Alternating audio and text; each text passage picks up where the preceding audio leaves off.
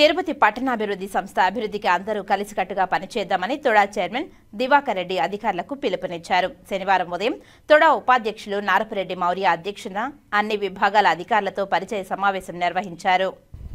తొడా పరిధిలో అభివృద్ధి పనులు, ఆయా విభాగాల అధికారులు, విధులు తదితరాలను ఉపాధ్యక్షులు నారపురెడ్డి మౌర్య వివరించారు. ఈ సందర్భంగా చైర్మన్ మాట్లాడుతూ తొడా పరిధిలోని అన్ని విభాగాల అధికారులు సమన్వయం చేసుకుని అభివృద్ధికి సహకరించాలని అన్నారు. తొడా పరిధిలో జరిగే అన్ని అభివృద్ధి పనులు, లేఅవుట్ల ఏర్పాటు పారదర్శకంగా జరిగేలా అధికారులు జాగ్రత్తగా పనిచేయాలని అన్నారు.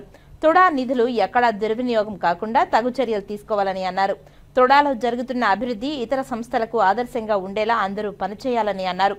నూతనంగా ఏర్పాటు చేయనున్న లేఅవుట్లలో కూడా తగు జాగ్రత్తలు తీసుకోవాలని అన్నారు.